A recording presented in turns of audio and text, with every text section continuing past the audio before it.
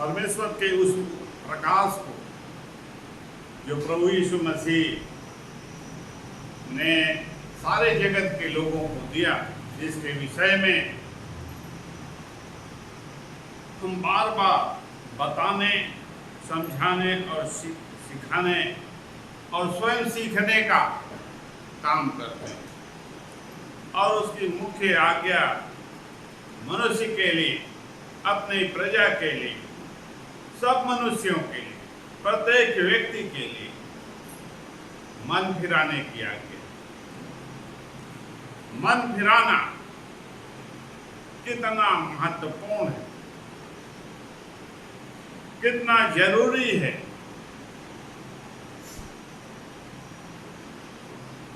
एक मनुष्य के लिए ये सारा काम जो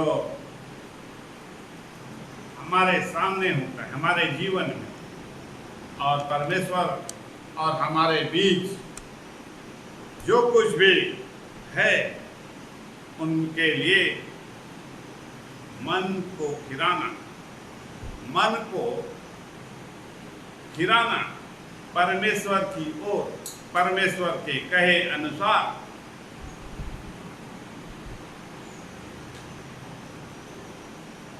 जरूरी है। और यह मन फिराना क्यों जरूरी? मन फिराना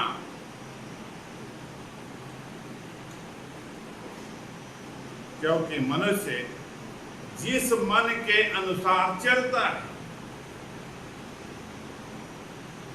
जिस मन के अनुसार चलता है, उसी के अनुसार करता है, वह उसी का मन है। और उस मन के साथ परमेश्वर जुड़ा हुआ नहीं है।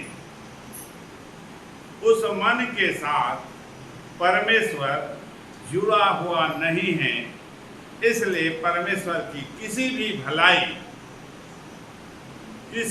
भलाई को वह नहीं पाता। तो परमेश्वर सब मनुष्यों को यह आज्ञा देता है और सिखाता है और सलाह भी देता है कि जो विद्रोह तुमने, अर्थात तुम्हारे बाप दादों और पुरखाओं ने किया था, उस समय जब परमेश्वर उसके मन के साथ था, परमेश्वर उसके मन के साथ था, और वह परमेश्वर की सारी भलाई का और कृपा का भागी हुआ, और परमेश्वर उसके साथ। लेकिन अब मनुष्य के मन के साथ परमेश्वर नहीं, परमेश्वर उससे अलग हो गया है। और परमेश्वर जबकि किसी भी व्यक्ति के साथ नहीं, तो परमेश्वर बताता है कि कैसे मैं तुम्हारे साथ रह सकता हूं। मेरे साथ तुम्हें मेल करना पड़ेगा। और वह बुराई और दुष्टता और घमंड है, मनुष्य की वह बुराई और दुष्टता और घमंड है, जिसके कारण मनुष्य ने विद्रोह किया परमेश्वर से, और वह उसकी नहीं सुनता और नहीं मानता। आज भी प्रत्येक वह व्यक्ति जो आज मसीही है, या यो कहे वह इस्राएली,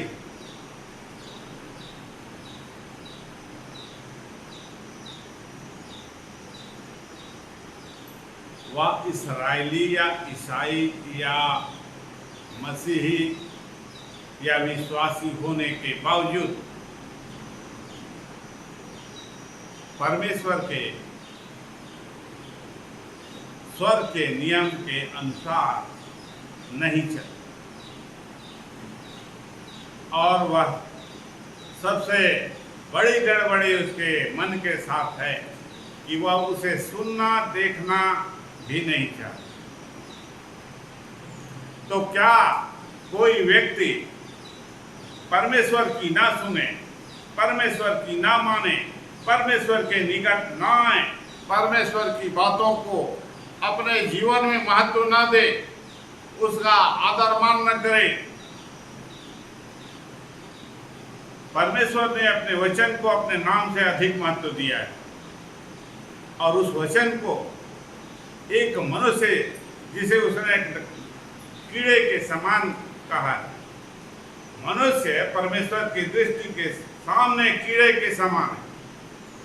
वह उसके वचन का निरादर करता है, वह उसके वचन का निरादर करता है। और क्या यह छोटी बात है कि परमेश्वर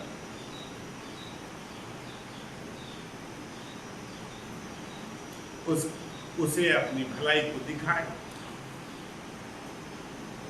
परमेश्वर क्या उसे अपनी भलाई को दिखाएगा जबकि सारा संसार उससे प्रार्थना करता है और परमेश्वर से भलाई की आशा रखता है, जीवन की आशा रखता है? लेकिन परमेश्वर क्यों नहीं सुनना चाहता? तो परमेश्वर के साथ एक व्यक्ति का मेल नहीं हुआ है। यद्यपि आदम के साथ परमेश्वर का मेल था, वैसे ही एक मसीही का परमेश्वर के साथ देखने में मेल दिखता है, क्योंकि वह परमेश्वर का की जाति के लोग हैं। मसीह उसके समाज के, लेकिन परमेश्वर के साथ उसका मेल नहीं। आदम परमेश्वर से उत्पन्न हुआ, लेकिन परमेश्वर आदम से अलग हो गया, उसके साथ जो मेल था वो टूट गया। तो एक व्यक्ति जो इस्राएली है या ईसाई या विश्वासी, उसके साथ परमेश्वर का मेल नहीं या मेल टूट गया है, तो कैसे परमेश्वर उसकी सहायता करेगा? परमेश्वर उसे अपनी भलाई को दिखाएगा? कैसे वह उसकी सहायता करेगा? जब वह ऐसा नहीं करता है, अपनी भलाई को नहीं दिखाता है और मनुष्य प्रार्थना करता है, तो कुछ न कुछ तो परमेश्वर करता है। भला नहीं करता है तो बुरा करता होगा। दोनों में से एक काम वह करता है। यदि वह भलाई करे तो बुरा नहीं करेगा, ऐसा लोग सोचते हैं। लेकिन परमेश्वर जब मनुष्य का बुरा करे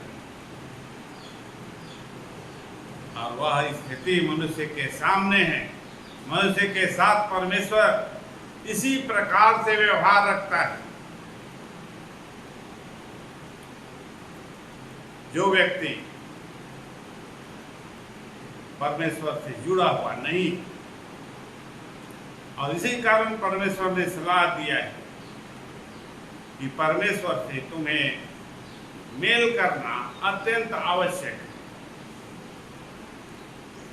हर व्यक्ति के लिए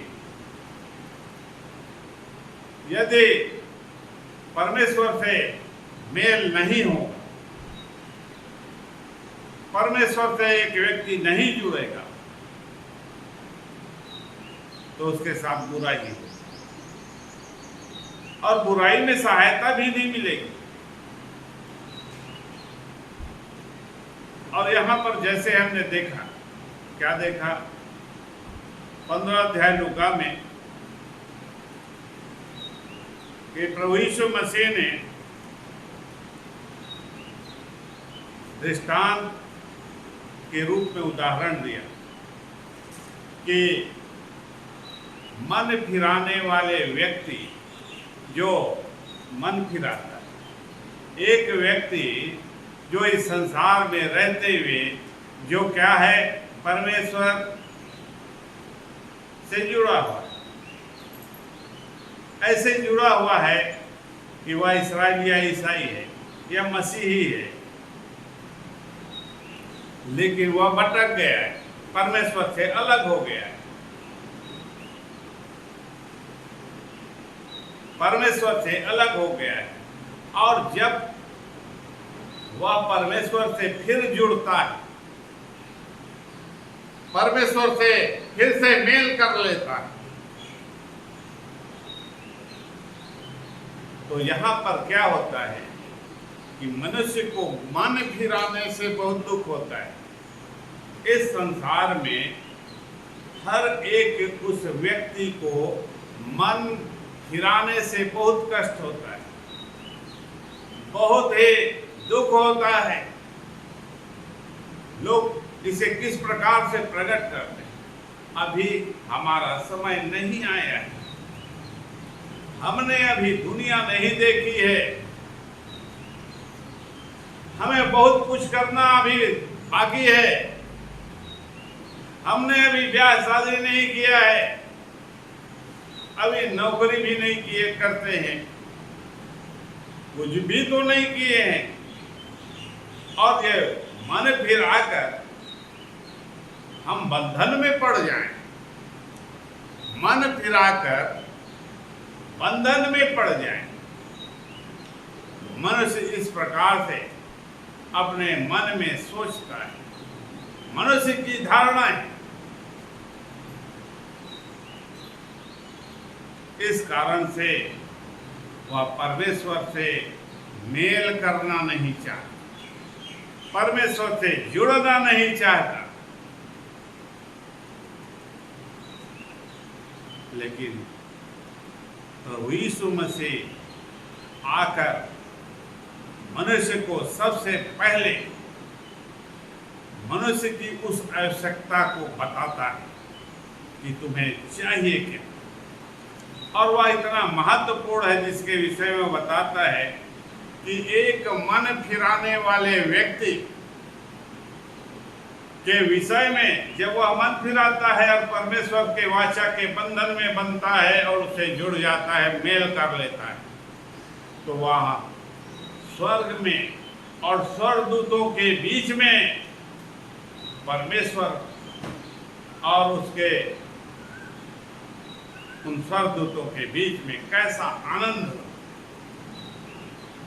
कैसी प्रसन्नता होती है, वे कितना खुश होते हैं एक व्यक्ति के लिए जब वह मन फिराता है। परमेश्वर कब कब प्रसन्न हो। लोग सोचते हैं कि परमेश्वर को कैसे प्रसन्न किया जाए, तो यहाँ पर यीशु मसीह पहले बताता है कि एक मन फिराने वाला व्यक्ति जब मन फिराता है तो परमेश्वर और उसके सारे दूत बहुत प्रसन्न होते हैं, बहुत आनंदित होते हैं, वे उत्सव के रूप में उसे मनाते हुए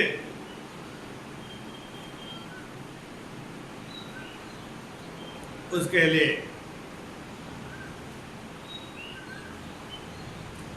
इसी प्रकार से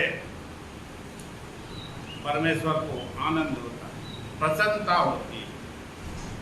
मन फिराने से आनंद, परमेश्वर को आनंद, मनुष्य को दुख। परमेश्वर को आनंद, स्वर्गदूतों को आनंद और खुशी, लेकिन मनुष्य को दुख और क्लेश। मन फिराने से अब कोई भी व्यक्ति क्यों मसीही होने के बावजूद, परमेश्वर के घराने के होने के बावजूद परमेश्वर के निकट नहीं जाता। क्यों नहीं जाता?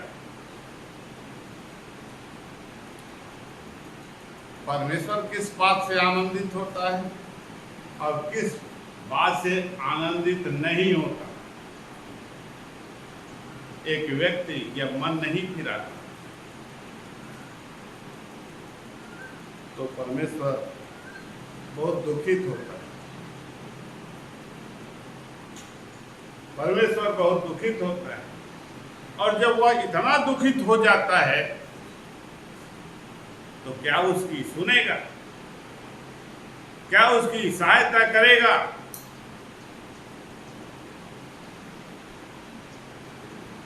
बुराई से अलग,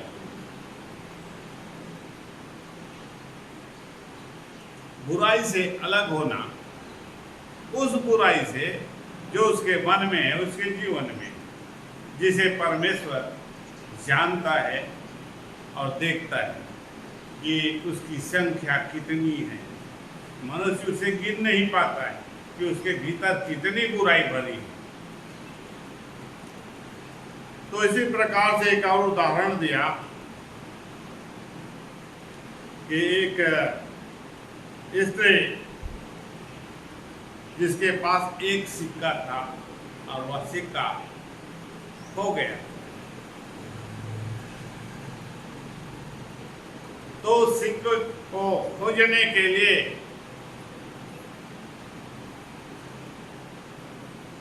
वह कितना प्रयास करती, दिया जला के उसे खोजती उस सिक्के को, क्योंकि वही एक सिक्का है जो उसके लिए आशा है। और इसलिए सारे प्रयास करके वह उसे खोजती और जब वह सिक्का मिल जाता है तो अपने और अपनी सहेलियों के साथ आनंद करते।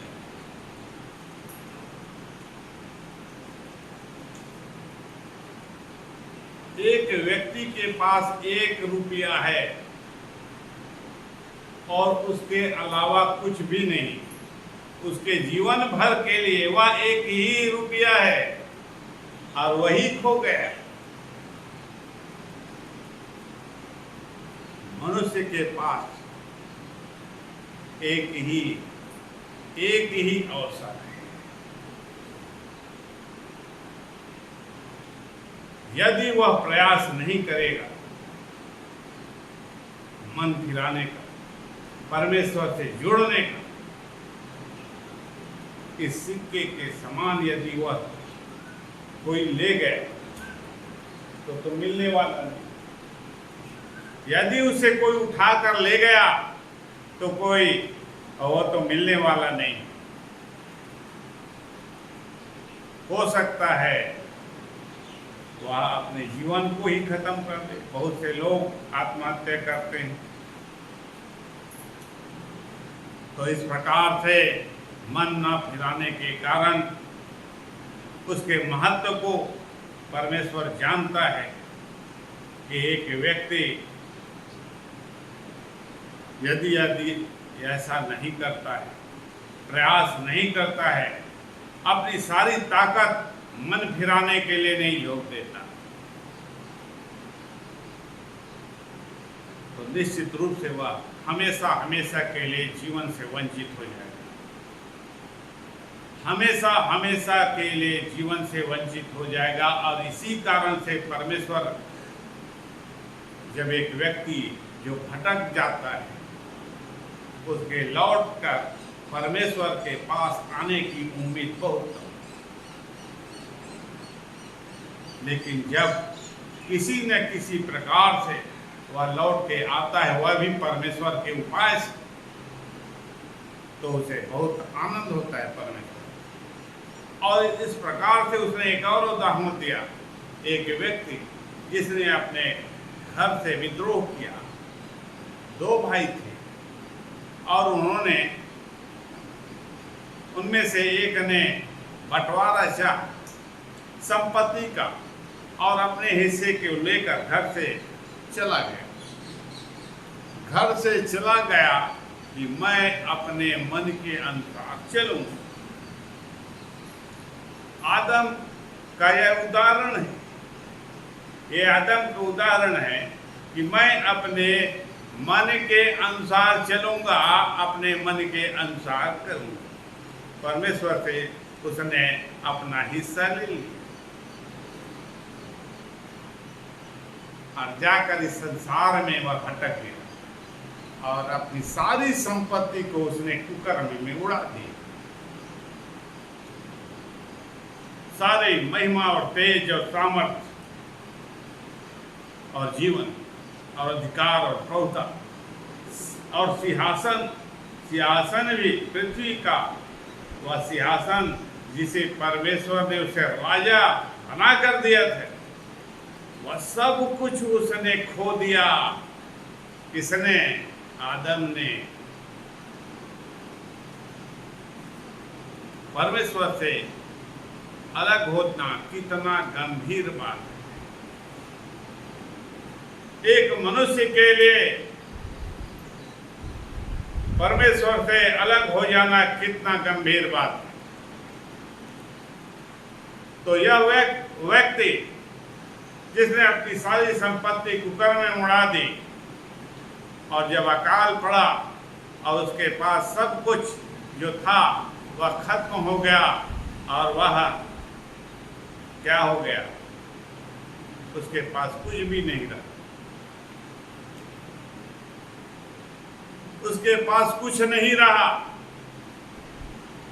तो दूसरे के यहाँ, वहीं किसी के घर में वह शरण लेता है और उसने उसे सुअर चराने के लिए कहा,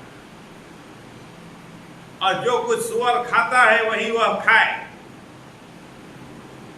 तो मनुष्य की स्थिति यही है,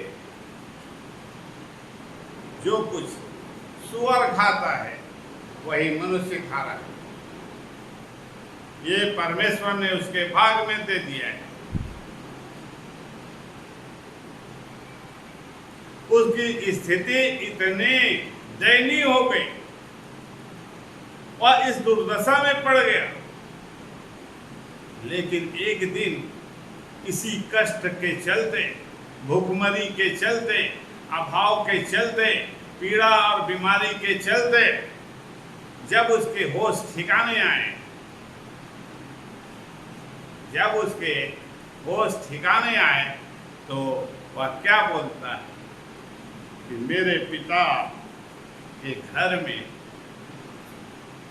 नौकर भी भोजन से अधिक उन्हें रोटी मिलती थी और मुझे खाने के लिए एक टुकड़ा नहीं। मेरे पिता के घर में तब वह आपे में आता है।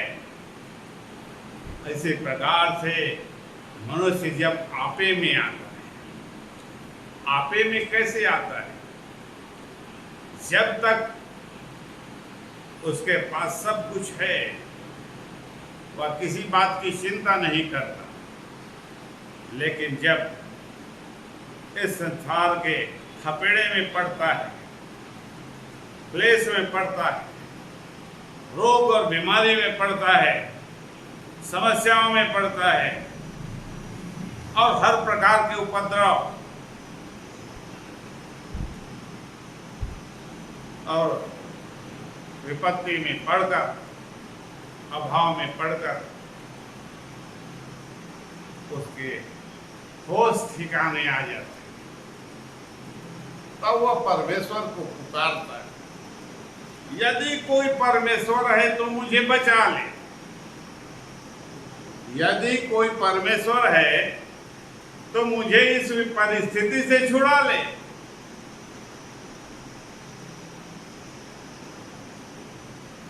तो मनुष्य जब टूटता है तब परमेश्वर की ओर देखता है और परमेश्वर को पुकारता है, और परमेश्वर इसीलिए कहता है कि टूटा हुआ मन परमेश्वर को ग्रहण योग्य है।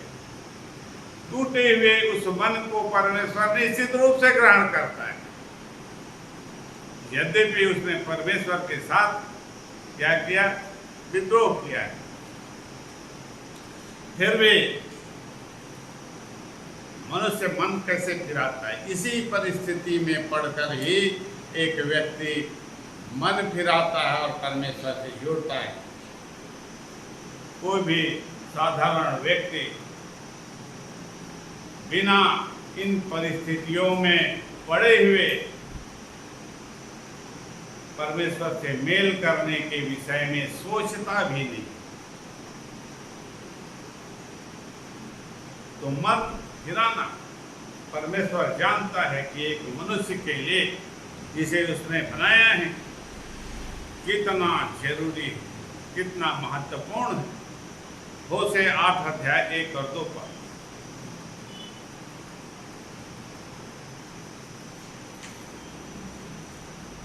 अपने मुंह में नरसिंगा लगा, अपने मुंह में नरसिंगा लगा, वह उकाब के समान, वह उकाब के समान यहोवा के घर पर झपटेगा। क्योंकि मेरे घर के लोगों ने, क्योंकि मेरे घर के लोगों ने मेरी वाचा तोड़ी, मेरी वाचा को तोड़ दिया और मेरी व्यवस्था का उल्लंघन किया, और मेरी व्यवस्था का उल्लंघन किया। वे मुझसे पुकार कर कहेंगे, और वे मुझसे पुकार के कहेंगे, हे हमारे परमेश्वर, हे हमारे परमेश्वर, हम इस्राएली लोग तुझे जानते हैं। हम इस्राएली लोग तुझे जानते हैं। हम ईसाई जो हैं, इस्राएली जो हैं, और हम इस समाज के, और हम जानते हैं तेरे विषय में कि तू हमारा प्रभु है, परमेश्वर है। तुम किसे मानते हो? यीशु मसीह को मानते, बस उतना ही जानते। कौन है तुम्हारा परमेश्वर? यहोवा परमेश्वर है। प्रभु यीशु मसीह हमारा परमेश्वर है, हम उसी को मानते। उसके बाद वह आगे पीछे कुछ भी नहीं जानता। और वह क्या कहता है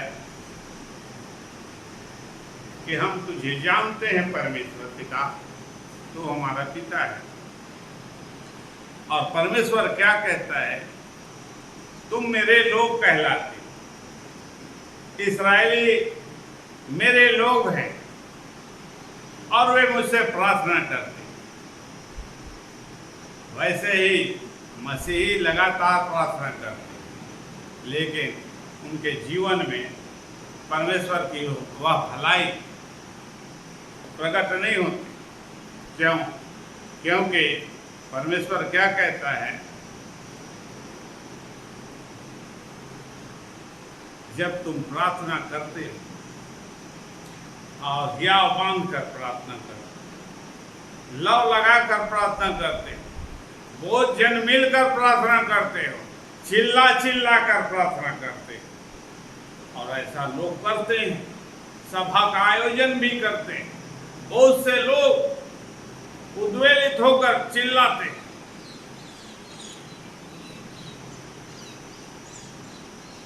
ये क्या है? ये प्रार्थना करना, नरसिंगा फूकना है। वे लोग नरसिंगा फूकते हैं, और जब नरसिंगा फूकते हैं तो नरसिंगे का शब्द जब होता है वह युद्ध के विषय में सचेत करता है।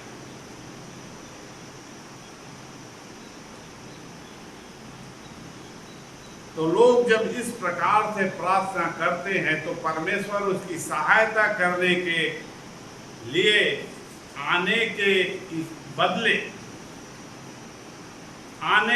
बदले क्या करता है?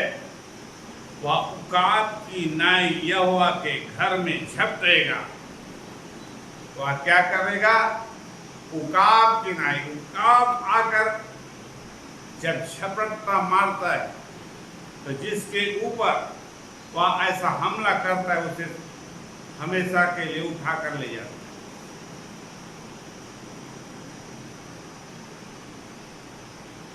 तो परमेश्वर को जब लोग ये प्रार्थना करते हैं तो उसकी भलाई के बदले वे लोग या तो मारे जाते हैं, या रोगी हो जाते हैं, या और बहुत समस्याओं में पड़ते। क्यों क्यों क्योंकि उन्होंने मन नहीं फिराया, परमेश्वर से मेल नहीं किया। यद्यपि वे परमेश्वर के लोग हैं, परमेश्वर की जाति के लोग हैं, परमेश्वर की संतान कहलाते हैं, परमेश्वर की प्रजा हैं, लेकिन मन को परमेश्वर से अपना मन नहीं जोड़ा है। ये परमेश्वर का ही शब्द है जिसे भविष्यवक्ता को लिखने के लिए बोल दिया है कि उकाब की नाई छपे। परमेश्वर की यह इच्छा है कि ऐसा करे, परमेश्वर ऐसा करे यदि वह मन नहीं फिराता। एक व्यक्ति यदि मन नहीं फिराता है तो परमेश्वर उसके साथ इस प्रकार का व्यवहार करता है।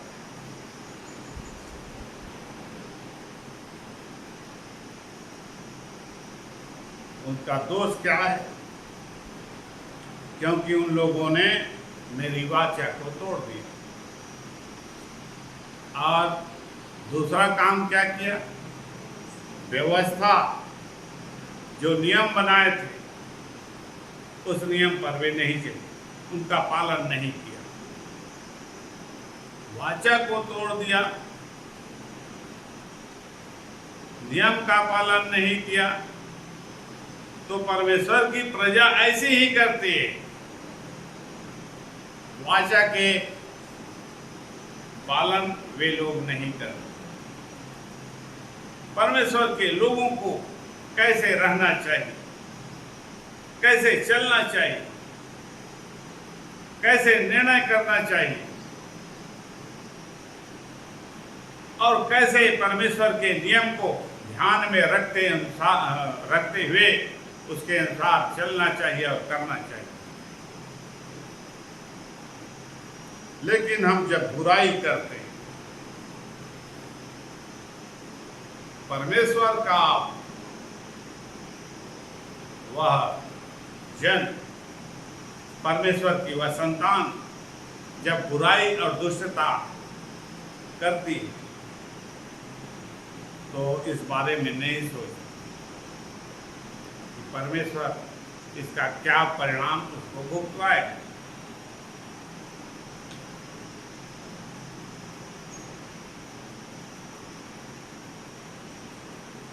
वाचा तो पहले टूट गया।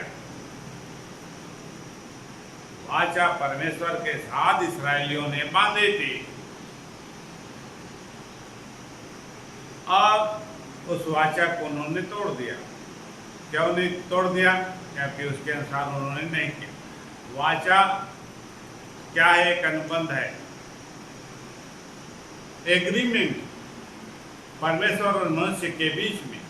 और जो एग्रीमेंट तोड़ा गया और उसके अनुसार नहीं किया गया मनुष्यों के द्वारा, तो उसके अनुसार उसे अब परमेश्वर सलाह देता है कि वह मन फिराए। एग्रीमेंट उन्होंने तोड़ा है, परमेश्वर उन्हें क्षमा कर देगा। उस एग्रीमेंट के अनुसार तुम लोग परमेश्वर से मेल कर लो, परमेश्वर क्षमा कर दे। एग्रीमेंट तोड़ा है, कानून नहीं माना है, ठीक है, फिर भी परमेश्वर तुम्हें क्षमा कर देगा, मेल कर।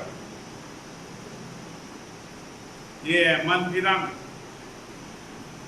यिर्मयाह 4 अध्याय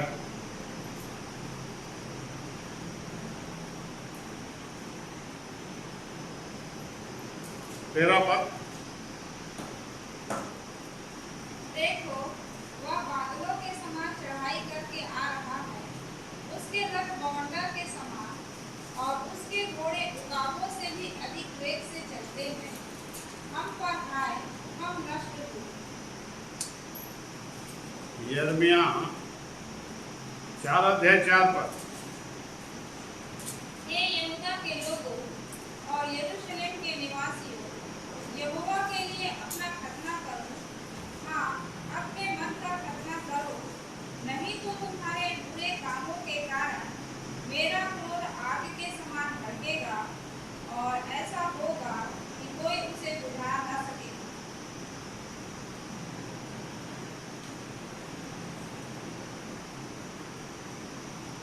कौन सा पढ़ रही? यिर्मयाह 4:4। हम्म? यिर्मयाह 4:4।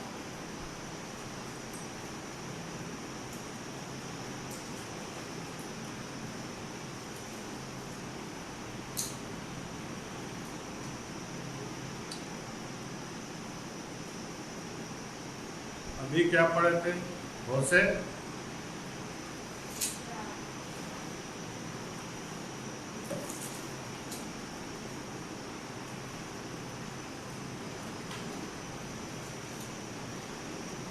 चार का 13 पढ़ फिर से। यिर्मयाह 4:13।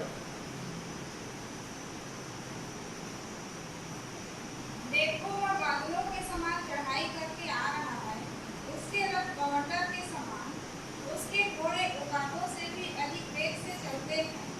हम पर हाय, हम नष्ट हुए।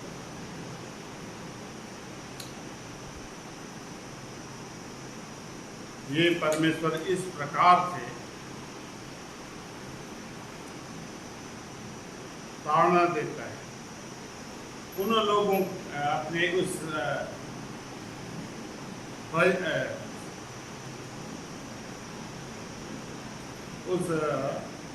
सेनापति को भेजकर, या जिसे वह उपयोग करता है, वह उकाब के समान जब वह परमेश्वर के घर पर झपटता है, वह बादलों के समान आकर उन्हें तहस नहस कर देता है और उसे हमेशा के लिए मिटा देता है। तो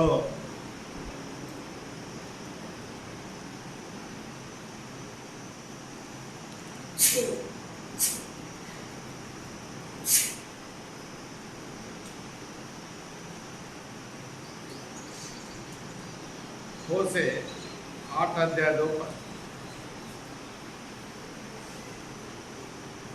वे मुझसे पुकार कर कहेंगे, वे मुझसे पुकार कर कहेंगे, हे हमारे परमेश्वर, हम इस्राएली लोग तुझे जानते हम हैं। इस्राएली ये जानते हैं, परंतु इस्राएल ने भलाई को मन से उतार दिया है। इस्राएल ने भलाई को अपने मन से उतार दिया है। शत्रु उसके पीछे ये है मनुष्य की वह बड़ी गलती कि इस्राएलियों ने, मसीहियों ने भलाई को अपने मन से उतार दिया। भला करना उनमें दिखाई नहीं देता। वे किसी का भला नहीं करना चाहते, लेकिन परमेश्वर प्रभु यीशु मसीह के द्वारा भलाई करना फिर से सिखाता है। भलाई करना फिर से वह सिखाता है कि उसकी प्रजा के लोग जय परमेश्वर के उस वाचा के अनुसार काम करें और परमेश्वर की भलाई को एक दूसरे में बांटे, लोगों में बांटे। वे भला करें, एक दूसरे का भला करें।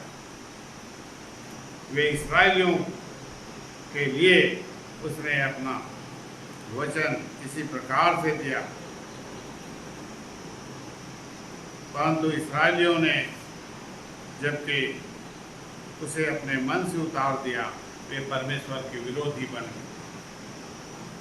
वे परमेश्वर के विरोधी बन गए, परमेश्वर की दृष्टि में घृणित हो गए और परमेश्वर उनकी नहीं सुनता और परमेश्वर उनकी सहायता नहीं करता। और जब वे प्रार्थना करते हैं तो उत्तर देने के बदले उन्हीं का उल्टा सीधा होने लगा। परमेश्वर की सहायता पाने के बदले उन्हीं की हानि होने लगती है। अब यहाँ देख लेते हैं 6 अध्याय होशे 6 अध्याय 1 पद। चलो हम यहोवा की ओर फिरे।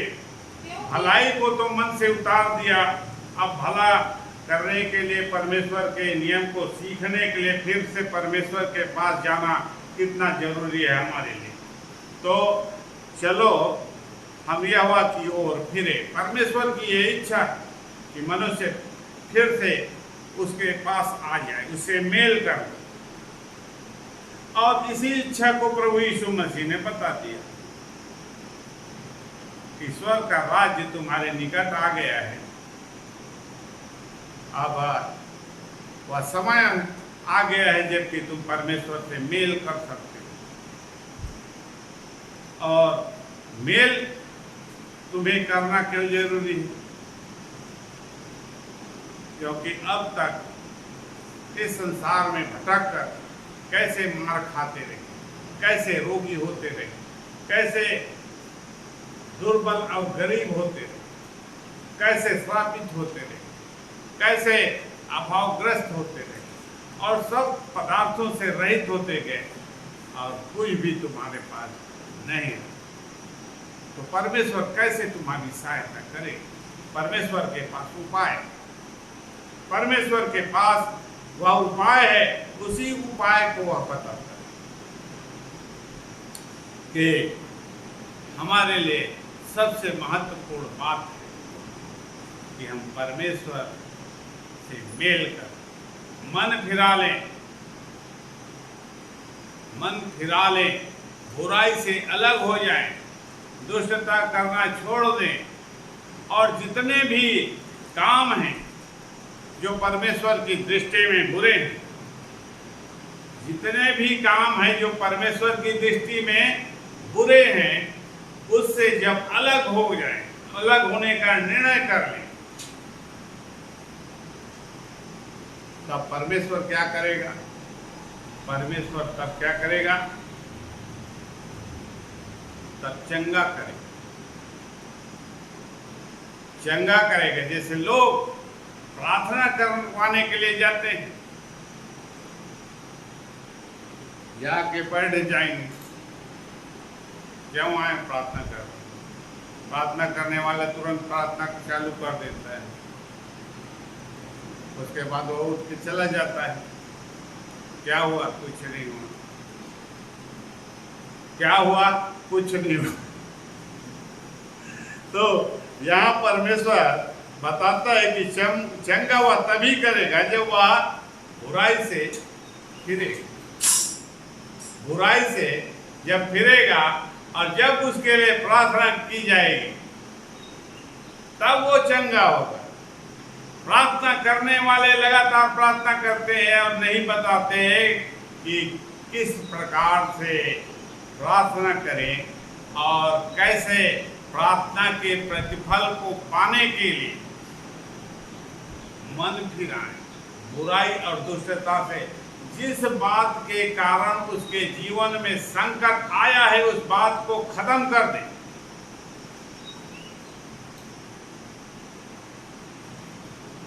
जिस वजह से उसके पास बीमारी आई है उस वजह को, उस जड़ को पहले काट दें। मतलब परमेश्वर के सामने उस बात को रखे कि मैंने ऐसा ऐसा किया है, अब नहीं करूँगा। मैंने ऐसे ऐसे बुरे काम किए हैं और ऐसी दुष्टता की है, ऐसा अपराध किया है, ऐसा पाप किया है। अब वह क्या होता है कि परमेश्वर देखता है कि उसका मन कितना टूटा, उसका मन कितना टूटा। जब उसे लगता है कि इसका मन तो अब टूट गया, जैसे उसने यीशु मसीह ने दिखाया उस उड़ाव पुत्र के विषय में, जब सब प्रकार से वह अभावग्रस्त हो गया और उसके पास कुछ नहीं रह गया और खाने पीने के लिए भी नहीं रह गया, पहनने के लिए भी नहीं। और इस स्थिति में वह थक हार कर, पहले सुअर चराता था, अब वह थक हार के क्या कहता है? उसका मन टूट जाता है और मन टूट जाता है तो वह गिड़गिड़ाने लगता है। तो परमेश्वर यही चाहता है कि मनुष्य उसके सामने गिड़गिड़ाए। और 2 लाइन में हम प्रार्थनाएं जैसे करते हैं, प्रभु चंगा कर, 2 या 3 लाइन में यदि हम प्रार्थना करते हैं कि हे प्रभु चंगा कर दे, पहले तो हमने बहुत दुष्टता और बुराई की,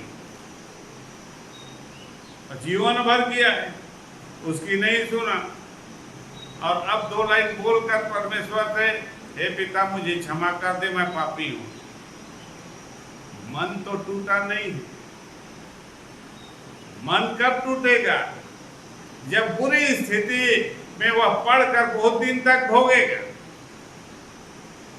तब उसका मन टूटता है। और मन जब टूटता है तभी वह गिड़गिड़ाता है। और जब गिड़गिड़ा किस प्रकार से प्रार्थना करता है, तब क्षमा करने के लिए परमेश्वर अपना हाथ बढ़ाता है। तो चलो हम यहोवा की ओर फिर, यहोवा की ओर फिरकर अपनी सारी बुराई से अलग होकर, अपनी दुष्टता से अलग होकर, अपने मनमानी से अलग होकर, अपने घमंड को त्याग कर, और परमेश्वर की भलाई को, परमेश्वर की कृपा को और परमेश्वर के नियम और वाचा को स्मरण करके उसके अनुसार करने का प्रयास करें। और जब तक हम उसे करते हैं, तब तक हमारे जीवन में क्या होता है? कष्ट होता है। कैसे कष्ट होता है? जैसे यह व्यक्ति तब तक स्वस्थ नहीं होता, चंगा नहीं होता, जब तक वह अपने पिता के घर में नहीं जाता। वापस लौट के वह पिता के घर में नहीं जाता, तब तक वह भोगते रहता है। मनुष्य की स्थिति भी ऐसी है, वह तब तक भोगते रहेगा अपने जीवन में, जब तक वह पिता के पास अपने घर में नहीं जाता। चंगाई वहीं पर मिलेगी, जीवन वहीं पर मिलेगा।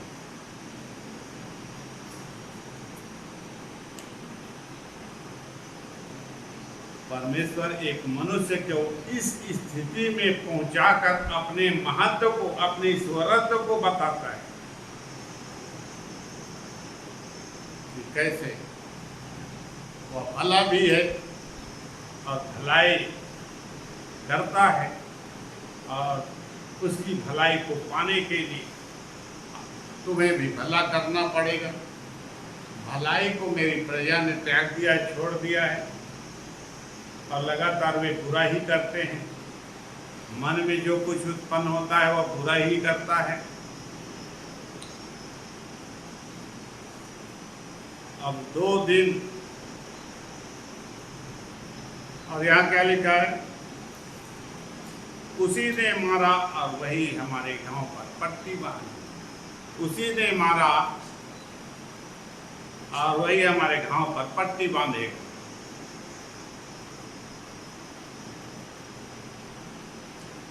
लोग प्रार्थना करते हैं, वो काप किनाया हुआ स्वयं झपट कर उसे मारने के लिए आ गए।